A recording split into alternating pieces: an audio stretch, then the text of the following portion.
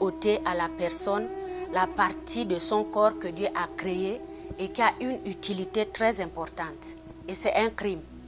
Beya karana fambe. Iba radio la mensisen. Ya menna. Iba télévision ma fene. Dunya ya menna bi. Ko kenek fatandini.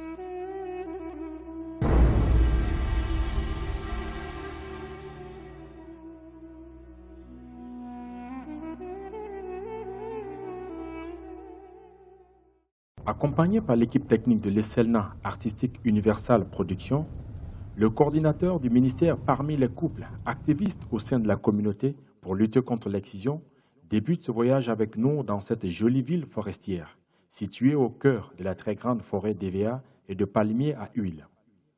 Ici, les femmes exciseuses ont longtemps abandonné les couteaux et ont adhéré au mouvement qui lutte contre. Le soleil se lève. Le guide nous fait traverser cette petite rivière avant de joindre les femmes prêtes à dévoiler. L'excision, c'est qu'il faut savoir. Mon arrière-grand-mère, ma grand-mère et ma mère étaient toutes des exciseuses. De toutes les filles de notre mère, c'est moi qui devais la succéder dans la pratique de l'excision.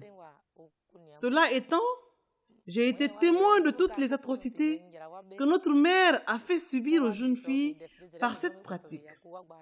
Je souffrais déjà de ce fait avant d'en devenir une. Durant tout le temps que j'exerçais, je me suis toujours reproché d'avoir versé du sang innocent et brutalisé de frêles jeunes filles. Mais je le faisais comme si j'étais obligée. La seule chose que j'ai apprise, c'est couper les organes. C'était mon métier et on me payait cela. Pour exciser, nous cueillons des feuilles que nous étalons par terre pour servir de natte. Puis, nous déshabillons la jeune fille, nous la faisons coucher sur son dos, nous la saisissons de toutes nos forces, nous écartons ses jambes et cuisses, nous lui coupons le clitoris que nous remettons à sa mère. Mon rôle dans la pratique de l'excision consiste à entonner des chants au moment de l'opération, afin qu'il ait du bruit pour étouffer les cris des jeunes filles pendant qu'on les excise. Je leur rappelle que c'est une faiblesse de pleurer pour une douleur en tant que femme. Je les convainc que c'est la meilleure façon de s'initier à la douleur de l'accouchement. Puis elles crient. Mieux moi j'entonne autre chant plus fort et plus haut avec ma castagnette. Les autres filles ne doivent pas s'en apercevoir. Si nous excisons peu de filles, on n'aura pas assez de biens. C'était vraiment un art, je vous assure. Un art monstrueux, je peux le dire aujourd'hui. Un jour, j'ai excisé ma propre fille et elle s'est immédiatement évanouie entre mes mains. Il a fallu l'intervention des médecins, en plus des tradithérapeutes. Ils arrivaient au fil de s'évanouir, de mourir, mais je continuais sans remords. Cette fois, c'était ma fille. J'ai réalisé en ce moment le tort que je causais. C'est alors que j'ai décidé d'arrêter. J'ai jeté le couteau avec la ferme décision de ne plus reprendre, même si j'étais convaincue de ce que ça me rapportait économiquement et socialement. De mes grands-mères à moi, nous ne saurons dire exactement d'où vient cette pratique, non plus son importance pour la jeune fille. Cependant, nous sommes témoins de ces désastreuses conséquences. Ma fille ne s'est jamais remise. Au moment de mon excision, j'étais enceinte, mais les femmes ne le savaient pas. Et quand j'ai été excisée, cela a provoqué de fortes contractions vaginales et j'ai avorté. Ce fut ma première grossesse et j'ai vraiment regretté. Les femmes ont aussi déploré cela. Mais c'était déjà trop tard. Le couteau avait déjà fait ses dégâts. Je n'ai plus ressenti le goût de la vie, ni le plaisir de l'acte sexuel. J'ai eu mes enfants dans des atroces douleurs. J'ai adhéré au groupement d'exciseuses pour nourrir mes enfants, jusqu'à ce que je tombe sur une fille enceinte, ce qui me rappela mon histoire. Je l'ai de ce fait aidé à s'échapper. Il y a plusieurs manières de pratiquer l'excision. Cela dépend des communautés, mais les raisons sadiques restent les mêmes. Tromper, faire mal et s'enrichir. Comment se fait le rituel? On organise une grande fête et on promet aux jeunes filles de passer des moments agréables dans la forêt. Elles n'ont aucune idée de ce qui les attend et d'ailleurs, pour elles, c'est le seul endroit propice pour apprendre à danser et recevoir l'éducation pour leur futur foyer.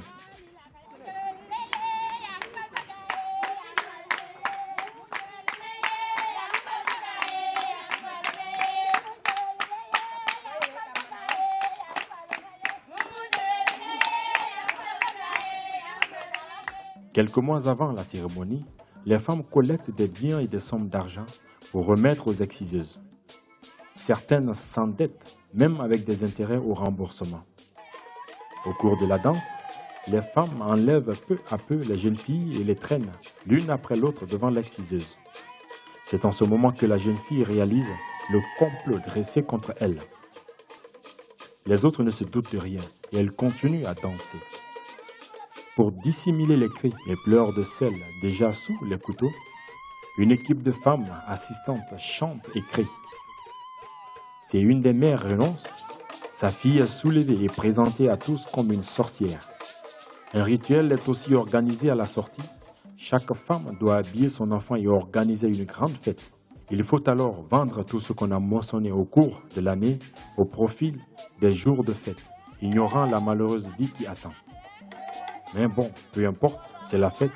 Et les jeunes filles qui ont démissionné se verront privées des costumes et des honneurs du jour. À cette cérémonie de sortie, les jeunes filles saignent dans leur cœur, mais elles n'ont pas le droit d'expliquer ces choses. Elles doivent se taire à vie ou s'exposer à la mort. Ici, après avoir excisé les filles, on remet à chacune des mamans les organes coupés de leurs filles. Ces autres se dirigent en groupe et en ligne pour chercher l'endroit sûr où enterrer ces organes coupés. Pendant qu'elles cherchent l'endroit idéal, elles se souviennent des instructions de l'exciseuse, qui demande à ce qu'elles enterrent dans la boue en prononçant certains souhaits que notre équipe n'a pas pu traduire.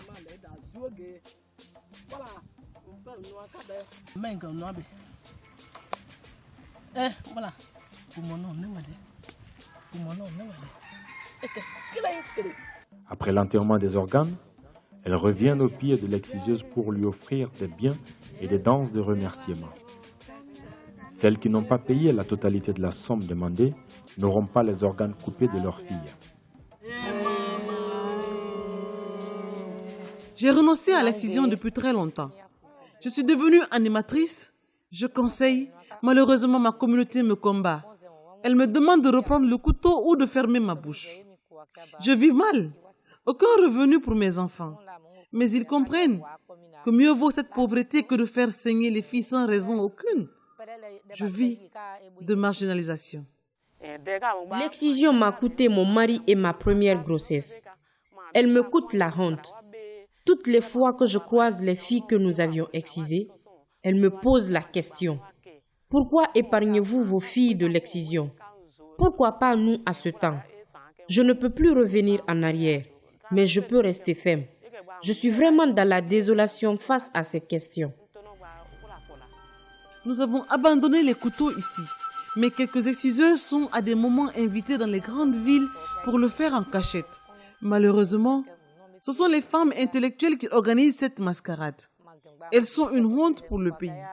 Parfois, ces femmes utilisent les services de santé pour exciser leurs filles. Selon elles, si l'excision est faite médicalement, il n'y a aucune conséquence. Mais alors, si on n'excise pas, quelles en sont les conséquences? Il n'y a pas de bonne excision. Nous le savons. Épargnons nos filles. Les conséquences sont désastreuses.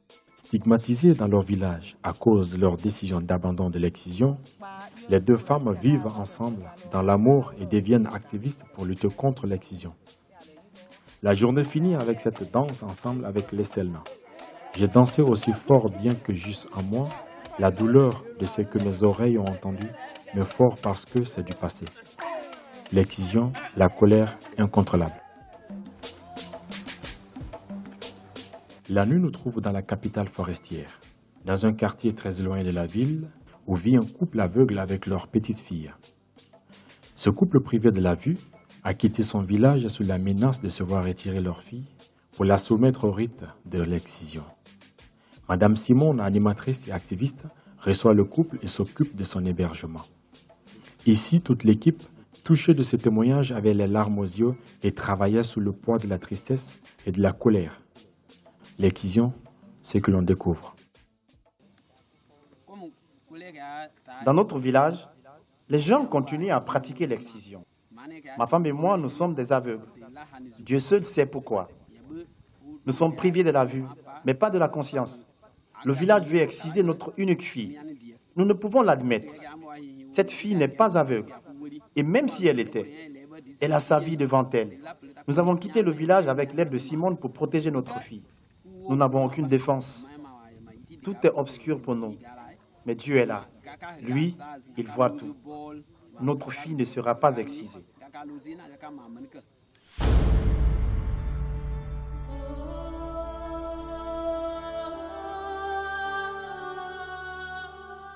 Un autre jour se lève, et cette fois sur cette ville située sous ce massif montagneux de la forêt. Les Selna, le guide, le coordinateur et les femmes témoins authentiques des événements mettent 15 minutes de marche pour joindre le lieu choisi pour expliquer le rite de l'excision. Ici, nous avons découvert une autre forme d'excision, l'utilisation de l'organe coupé à des fins sadiques et de vengeance contre la jeune fille ou son futur foyer. L'excision, c'est que l'on ne nous a pas dit de l'autre côté du voyage. Ici, nous sommes bien organisés dans cette pratique. Toutes les familles qui ont une candidate à l'excision se préparent. Elles contribuent. Quand toutes ces contributions sont récupérées, on les remet à la responsable des exciseuses. Et cela fait de grandes fortunes. Chez nous, pour la mère et pour la jeune fille, l'initiation à l'excision est une occasion de se faire un nom. Cela constitue la base de tous les honneurs dans notre société. Elle a accès à tous les privilèges et peut être reçue au sein de toutes les catégories sociales. Cela devient une obligation pour chaque fille. Mon travail consistait à faire leur incision aux hanches, les soigner jusqu'à la guérison des plaies. Je connaissais par cœur toutes les feuilles pour faciliter la cicatrisation.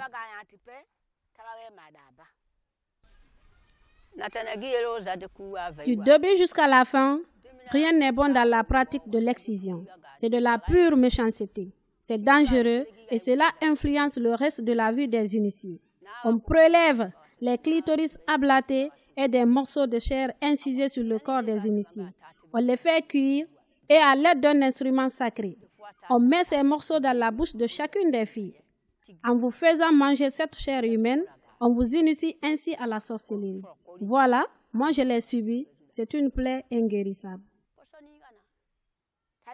Pour rechercher l'honneur, elle tombe dans les pratiques mystiques comme la sorcellerie. Lorsqu'un homme repudie sa femme pour des raisons d'excision, nous utilisons le clitoris de sa femme qu'on avait gardé pour l'ensorceler. Si c'est la fille excisée ou l'un de ses parents qui attaque l'exciseuse, cette dernière peut mettre le clitoris prélevé autrefois chez la jeune fille sur un fétiche, afin de la rendre stérile. Ainsi, jusqu'à sa mort, elle ne va jamais concevoir. Il n'y a que le rituel de la danse traditionnelle que les jeunes filles apprennent pour présenter le jour de la cérémonie de sortie qui est bon. Mais là aussi, tout l'argent offert en cadeau est partagé entre les coiffeuses, les exciseuses, les maîtresses danseuses et le grand féticheur qui veille sur tout. Un vrai désastre.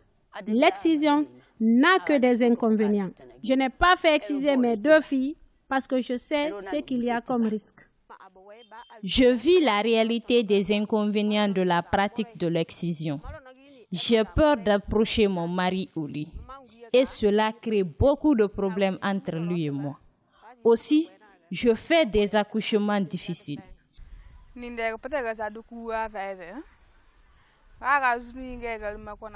Après avoir été excisée, j'ai été mariée et mon époux m'a amenée à Conakry.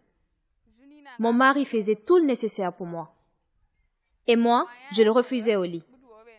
Je refusais souvent parce que je ne supporte pas les rapports sexuels et j'ai honte de mon corps. L'excision m'a détruite. Au moment l'excisée, même ma toilette intime me fait mal. Tout le temps avec mon mari, je n'ai pas pu tomber enceinte. Finalement, nous nous sommes séparés. Je me suis remariée, mais la peur des hommes demeure. Dès que nous sommes au lit, mon mari et moi, je commence à pleurer. Même mes copines, je refuse qu'elles me voient sans habit à cause de la manière dont j'ai été excisée. Je conseille vivement aux jeunes filles de ne jamais céder à l'excision. L'excision a laissé d'énormes dégâts dans ma vie. J'ai perdu mon mariage. J'ai des difficultés d'approcher un homme et je ne peux presque pas concevoir. Ces atrocités dont je fus l'objet ne quitteront jamais ma mémoire. Dans notre famille, toutes mes petites sœurs ont des enfants. L'exciseuse ne voulait pas que je puisse concevoir. Elle avait une dent contre moi. Elle garde la matière qu'elle a coupée. Mais moi, j'ai découvert Dieu. Il m'épargnera des fétiches. Lorsque vous avez tout perdu, tournez-vous à Dieu.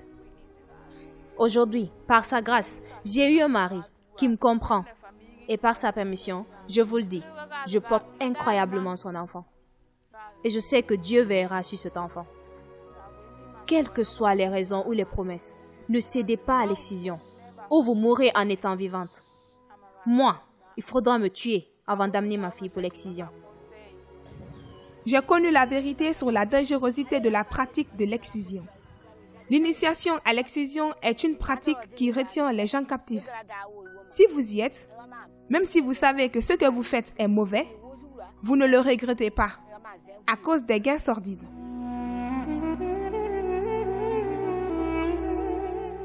Après le tournage, les femmes nous ont fait découvrir comment on célèbre les sorties d'excision pour camoufler son mal, sa mission destructrice, sorcière et montrer à la société l'autre bonne face, le rituel, la danse. Allez voir danser, les autres filles, toutes excitées, décident d'y aller la prochaine saison. Le tabou les empêche de dire la vérité à leurs copines. C'est aussi la face cachée de l'excision. Elles dansent pour obéir, mais le cœur saigne.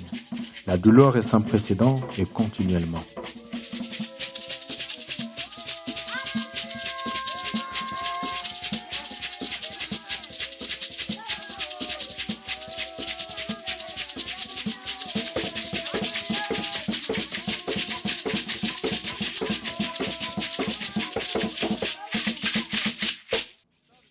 L'équipe technique ne va pas manquer à ce rituel.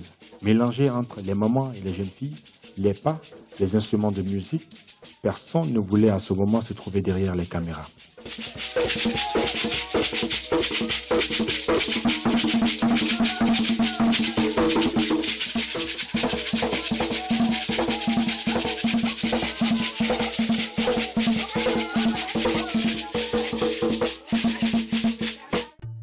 Sur les routes très poussiéreuses, l'équipe dirigée par le guide et le coordinateur activiste va joindre après une journée de route une autre localité située au pied du mont Limba, à quelques kilomètres sur la nationale entre la ville de Tiendena, d'Embadouno et celle de Kisikaba Keita. Dans ces localités, 3 formes d'excision se pratiquent. Si dans les formes précédentes, on coupait un organe, ici, on en coupe 2 de plus et ces organes sont gardés soigneusement par un groupe de femmes très âgées du village. Si une des filles ou femmes doublement ou triplement excisée ose dénoncer au village, son organe sera utilisé pour l'éliminer en la rendant folle et l'accusant de sorcière. Cela va de pair pour celles qui meurent au cours du rituel de l'ablation. Votre futur époux, s'il vous manque de respect à cause de votre appareil génital modifié et cicatrisé, s'il renonce à votre amour, on pile votre organe et on le lui donne à manger dans un copieux repas. Il se taira à jamais, du moins il mourra. C'est la meilleure façon de le faire taire. L'excision, c'est que l'on n'imaginait pas. Au petit matin, on amène les candidates en brousse. On prépare les gaillards qui mettent au sol chaque candidate, puis l'exciseuse de Sambelo enlève totalement ce merveilleux organe que Dieu a placé dans le corps de la fille. On lui verse de l'eau chaude sur la partie excisée avant d'appliquer d'autres produits douloureux à la douleur qu'a déjà la jeune fille. Durant tout ce temps, la fille se bat et crie de toutes ses forces. Elle n'a aucun recours. Elle est tenue par des hommes. Le jour de la cérémonie marquant la fin de l'initiation, on les fait chanter et danser en cercle au village.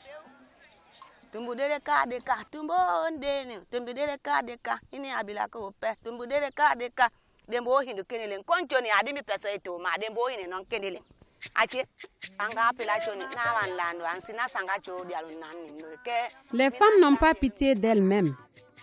Elles s'attirent davantage de la souffrance. Si à l'excision ordinaire on fait l'ablation d'une partie du clitoris, à l'initiation dite Sambelo, on fait l'ablation totale du clitoris et des petites lèvres. C'est cela la différence. Douleur sur douleur. Quelques années après avoir subi le type 1 de l'excision, elles reviennent pour subir la totalité. Le type 2, l'épreuve de Sambelo, la sorcellerie, le mal.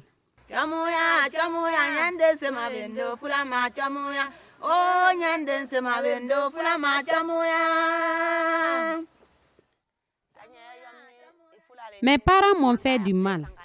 Toutes les fois que je pense aux hommes qui me tenaient comme un animal, aux parties de mon appareil génital qu'on m'a enlevé, à l'eau chaude mélangée du piment et des écorces qu'on me mettait sur la plaie, au temps que j'ai mis sans habit, sans bain, où je me battais entre la vie et la mort, totalement trempée dans mon saignement.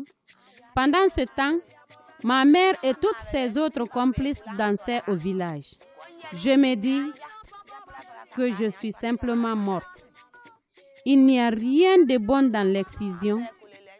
C'est l'appauvrissement. C'est la honte. C'est le divorce organisé. C'est la sorcellerie.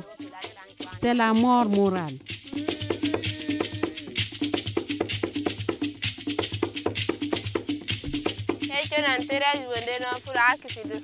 Moi, je m'appelle Thérèse Wendeno. Je viens de Kissidougou. Je m'intéresse bien à la sensibilisation pour l'abandon de la pratique de l'excision. Depuis ma naissance, je ne suis pas excisée. Mon mari et moi sommes très heureux et nous avons un enfant que j'ai accouché normalement sans aucune difficulté. Mon mari ne me quitte point des yeux. Il m'aime tellement et je crois qu'il est le seul à savoir pourquoi. Chers amis, on n'a pas besoin de se faire exciser pour apprendre à chanter, à danser ou apprendre un métier quelconque, comme le prétextent les promoteurs de la pratique de l'excision. Moi, je n'ai jamais été dans l'initiation, mais je sais faire toutes ces choses. C'est dire qu'on peut apprendre tout à la maison, sans passer par l'excision.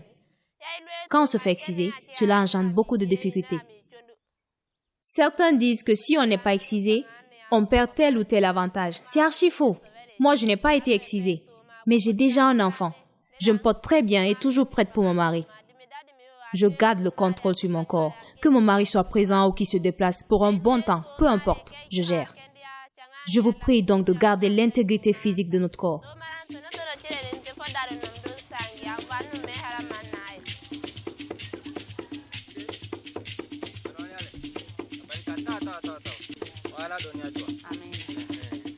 Nous voici en route de bout à bout pour rejoindre l'autre bout du pays.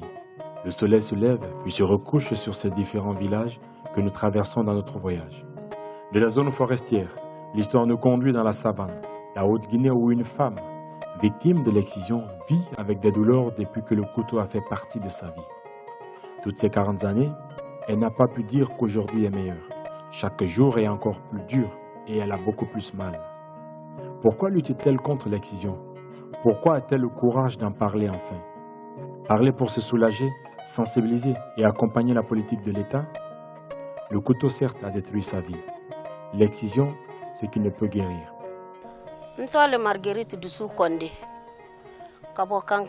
Je m'appelle Marguerite Doussou Kondé. Je suis de Kanka. Je suis la principale actrice de la lutte contre la pratique de l'excision au sein de notre communauté. La souffrance que l'excision cause aux femmes depuis toujours constitue ma principale motivation et mon engagement pour lutter contre cette pratique en Guinée. Car elle n'apporte aux femmes que de la souffrance, des maladies et complications sans solution. Les gens pensent honorer la coutume, mais personne ne nous dira exactement d'où vient l'excision. Pourquoi Dieu aurait placé cet organe chez la femme s'il savait que c'est mauvais?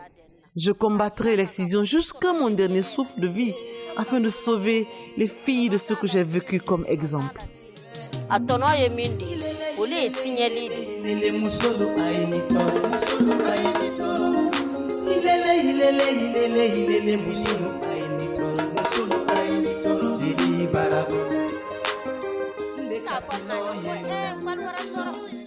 Je répète souvent à ma mère qu'elle m'a tué depuis qu'elle m'a fait exciser.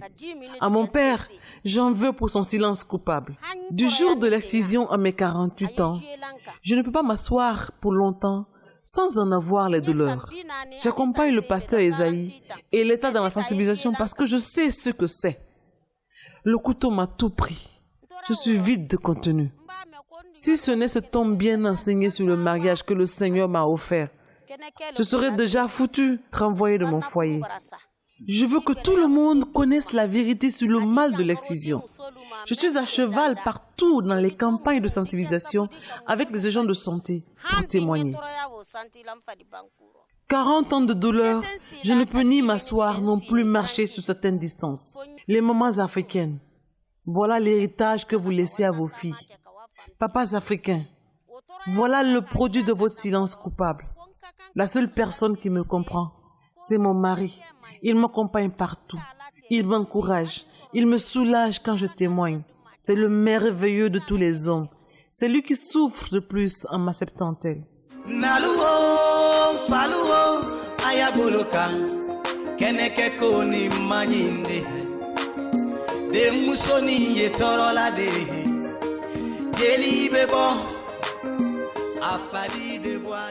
Traversant le massif de Fouta-Djallon, nous voici ce beau jour au pied du mont Kakoulima pour écouter un autre témoignage, celui-là qui ne manque d'émotion.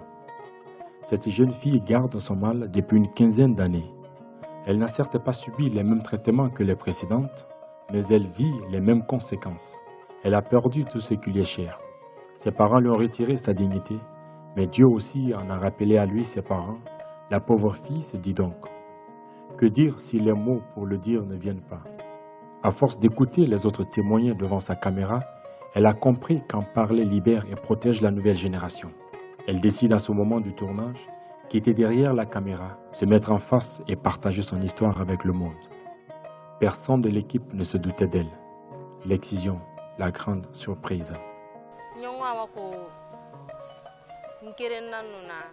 Je croyais être la seule qui vit avec cette douleur.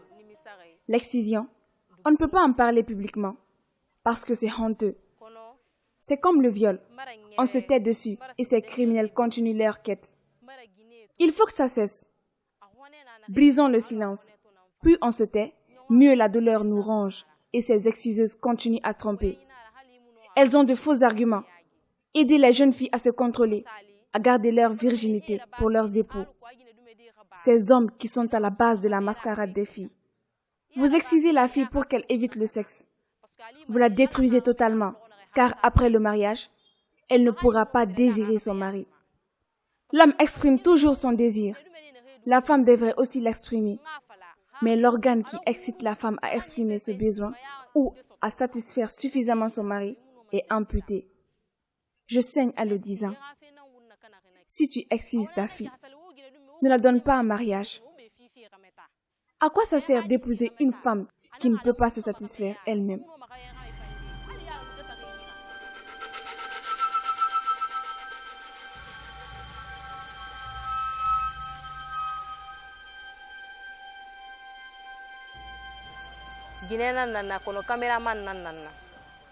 Je suis caméraman.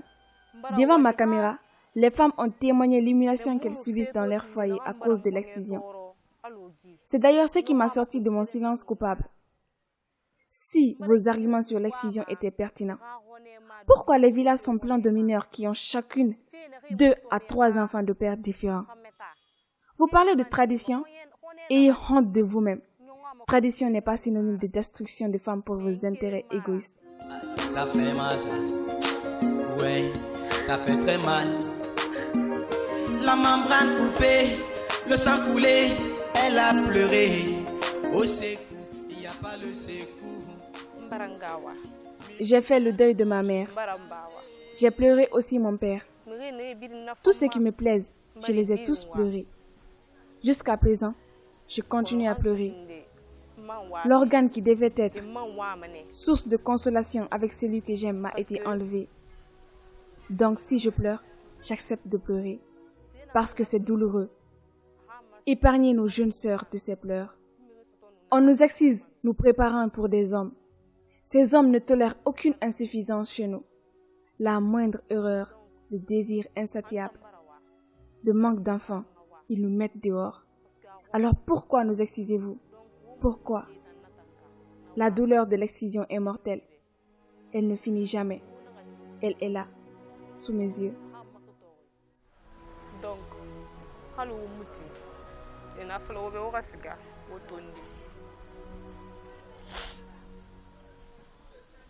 Après avoir écouté ces quelques témoignages authentiques de l'excision, le coordinateur et activiste introduit l'idée de visiter le grand chirurgien qui, en plus de son travail, essaye de réparer les femmes détruites par l'excision.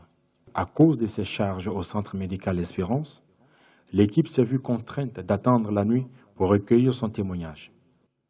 Dans cette attente, elle découvre une grande dame centrafricaine, infirmière et sage-femme au centre Espérance de Zao, activiste dans la lutte contre les mutilations génitales. Toutefois, elle est en Guinée en tant qu'expatriée pour aider à sauver des vies dans cette zone forestière. L'excision, pourquoi les autres ne le font pas? Médicalement, il y a beaucoup de complications.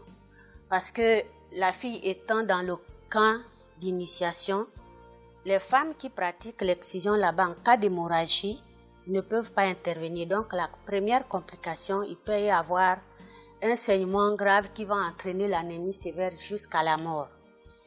Et aussi sur le plan physique, il y a d'autres complications. Il y a les infections qu'on peut attraper telles que le VIH. On peut aussi attraper le virus de l'hépatite parce qu'en contact avec le sang de plusieurs personnes, la contamination est très facile et très possible. Elle suture le conduit vaginal et ne laisse que juste l'orifice qui permet à la jeune femme ou à la jeune fille d'uriner. Alors, sur le plan sentimental, si la jeune fille est mariée, elle n'est pas vraiment à mesure de satisfaire le besoin sexuel de son mari et même d'elle-même.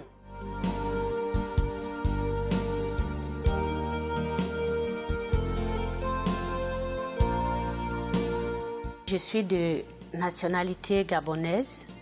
L'excision ne se pratique pas sur le territoire gabonais. Ça, si ça se fait, parce qu'il y a beaucoup d'immigration, s'il faut dire comme ça, mais si ça se fait et qu'on apprenne qu'il y a une femme qui a excisé sa fille ou bien une autre femme, en tout cas la porte de la prison est ouverte pour elle et la police met sa main sur l'intéressée et elle est emprisonnée. Parce qu'il n'y a pas une raison qu'on puisse ôter à la personne la partie de son corps que Dieu a créée et qui a une utilité très importante. Et c'est un crime. Tout ce que je peux dire aux Guinéens par rapport à l'excision, c'est de mettre fin à cette pratique criminelle. De mettre fin à cette pratique que je peux encore dire sous forme d'esclavage. Parce que si nous ne mettons pas fin à cette pratique, les femmes vont continuer à subir. D'autres seront rejetées après les complications. Quelle que soit leur beauté, si une femme perd déjà, par exemple, les urines, elle n'arrive plus à les contrôler, ou bien les matières fécales, elle sera marginalisée. Donc, pour moi, mon cri de cœur, c'est de mettre fin à la pratique de l'excision, parce que la femme elle-même, elle ne comprend pas ce qu'elle est en train de perdre dans son propre organisme.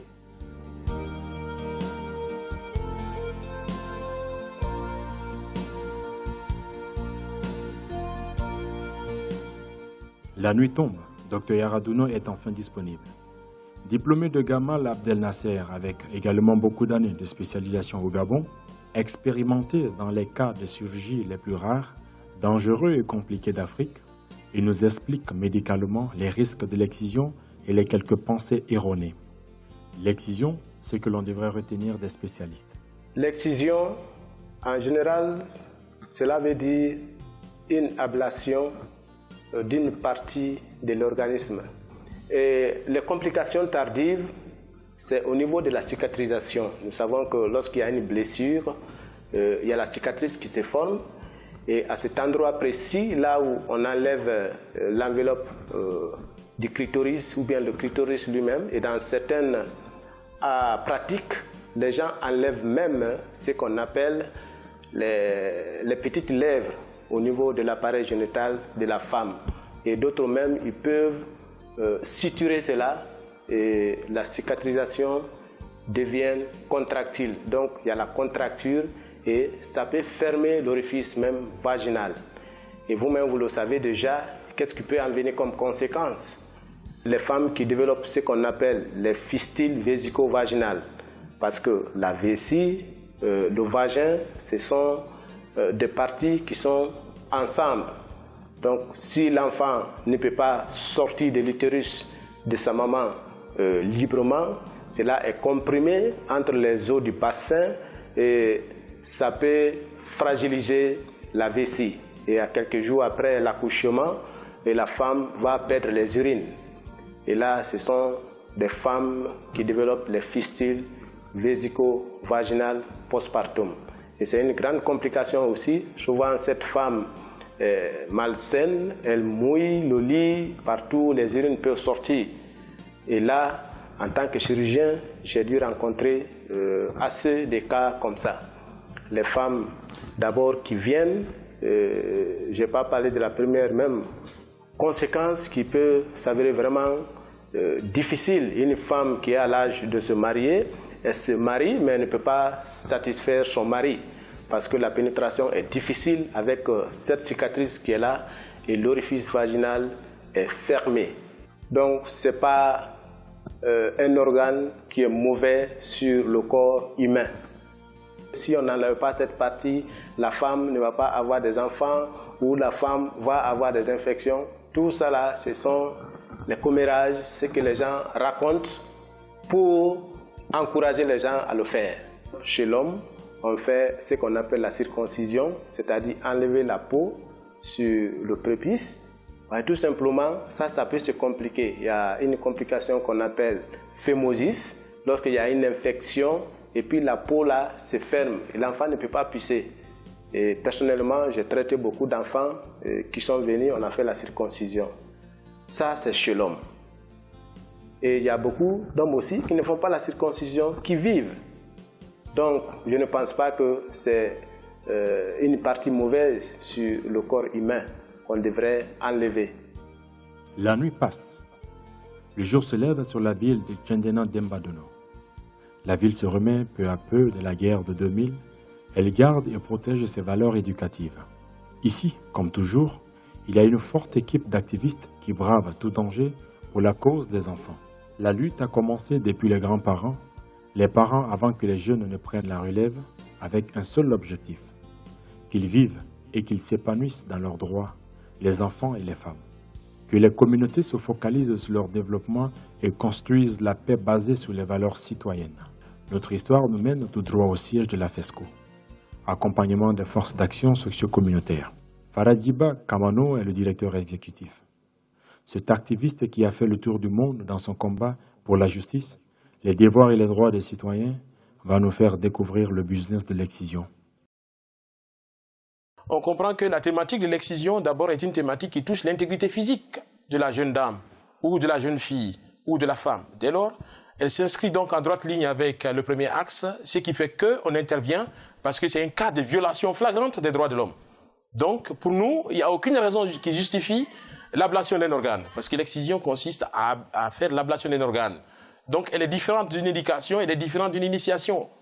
Donc, pour nous, que ce soit dans la tradition ou dans le monde moderne aujourd'hui, rien ne justifie de couper un organe d'un être humain qui est sain et cela donc entrave tout le processus de développement au niveau communautaire. Donc, pour nous, en conformément au PNDS, c'est-à-dire au plan de développement économique et social de la Guinée, à travers lequel on a aujourd'hui inscrit la protection des femmes contre toutes les formes de discrimination à l'égard de la femme. Donc nous, on intervient pour suivre l'orientation politique du gouvernement. Nous avons eu des textes réglementaires qui justifient notre travail sur le terrain. Dès lors, cet engagement nous permet donc de travailler sur cette question. Donc une volonté réelle politique d'accompagner le gouvernement en matière de préservation de la violation des droits liés aux droits de la femme et de l'enfant, mais aussi de garantir donc le droit pour tous.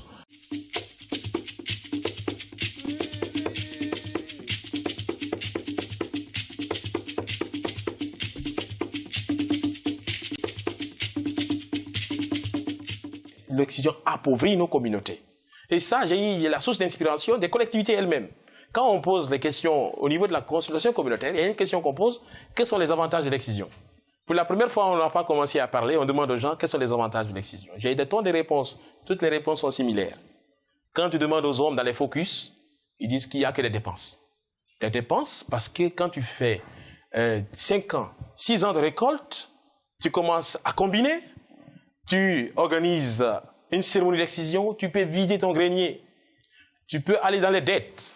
Donc, ils vont mettre en gage tout ce qu'ils ont comme source de vie, les bas-fonds, les plantations, pour pouvoir payer les crédits au niveau des créanciers. Donc, on ne peut pas parler de autosuffisance alimentaire dans ce village, parce qu'on travaille, en même temps, on gaspille. Quel est le gain que la famille a? On dit non, mais c'est des dettes. On dépense, on n'a rien. On est obligé de prendre des dettes pour aller dépenser. Quand quelqu'un vient avec 1000 francs, 2000, 5000 francs guinéens, il donne.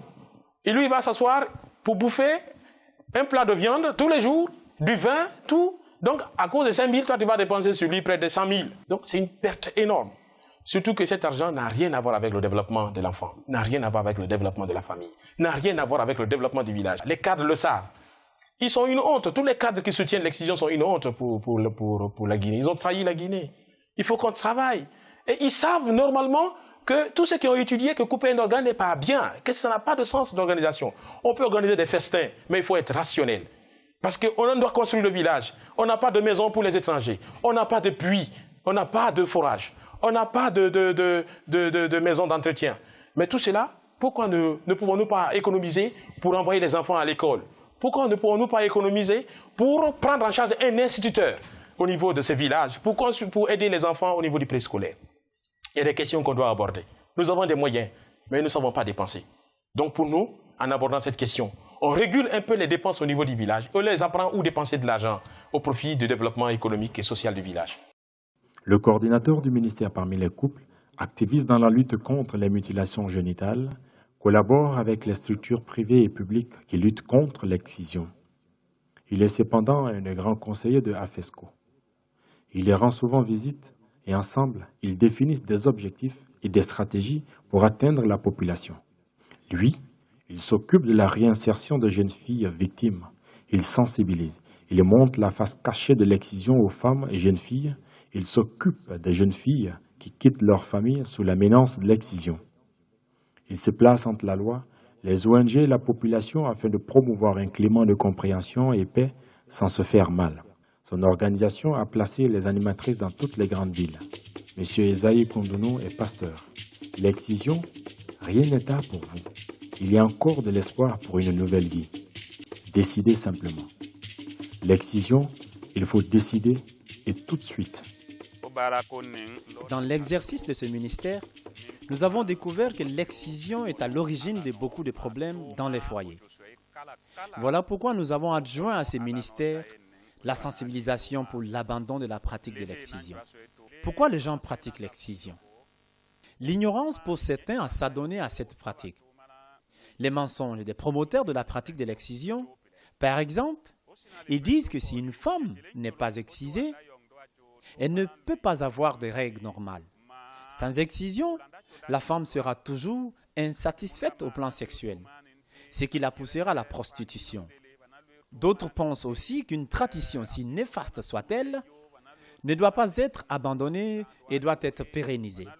Cela aussi constitue l'une des raisons de la survivance de cette ignoble pratique. D'autres pensent aussi que cette pratique est une source de revenus. Cependant, tous les dons que reçoivent les organisateurs des initiations ne restent pas avec eux. Tout est emporté par les exciseuses et leurs assistantes. En résumé, nous dirons, la tradition, le désir d'être conforme aux autres et les mensonges proférés par les promoteurs de cette pratique sont les raisons principales qui poussent les gens à s'attacher à la pratique de l'excision.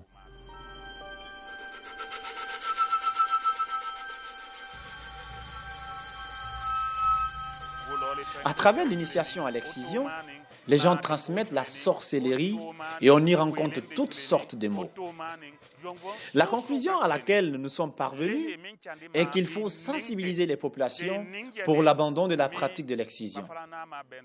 L'Église nous appuie dans ces campagnes de sensibilisation et le gouvernement aussi nous appuie dans ce sens. C'est pourquoi nous avons placé nos représentants à tous les niveaux. Et nous avions amené plus d'une vingtaine de femmes détruites par l'excision au bateau médical Merchichib qui était venu à Conakry. Parmi ces dernières, 4 ont été opérées, mais pour toutes les autres, les grands médecins de ce bateau nous ont dit qu'on a tellement endommagé leur appareil génital pendant l'excision qu'aucune réparation n'est possible et elles sont revenues. Nous avons toutes ces femmes qui témoignent de leur souffrance afin de dissuader les populations à travers nos équipes de sensibilisation. Cela fait des résultats palpables.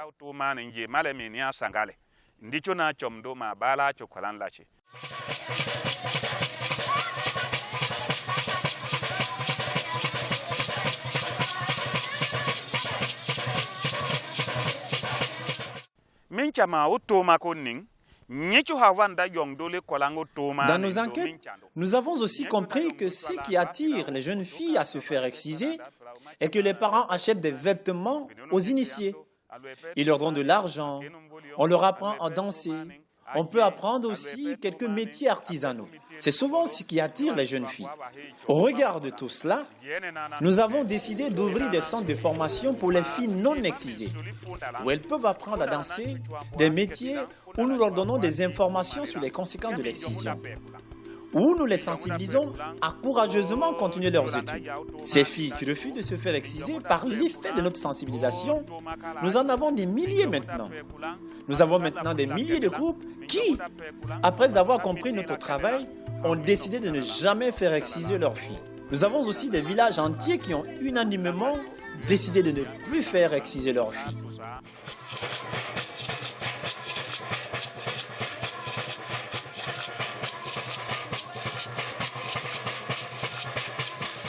L'excision est néfaste. Elle n'est pas bonne devant Dieu. Notre gouvernement ne l'approuve pas. Et même nous-mêmes, nous trouvons qu'elle est néfaste. Gardons nos filles telles que Dieu les a créées. Ainsi, le Dieu que nous adorons tous sera glorifié. Nos filles seront en bonne santé jusqu'au moment de leur mariage. Et elles auront des mariages stables et vivront en paix avec leurs époux. Cela est du plan de Dieu. En effet, beaucoup de troubles conjugaux sont causés par l'effet de l'excision. Non à l'excision. Non à l'excision. Et oui à l'éducation. Et oui à l'éducation. Je suis une jeune fille pure. Je suis une jeune fille pure. Et complète. Et complète. Je serai joyeuse dans mon foyer. Je serai joyeuse dans mon foyer.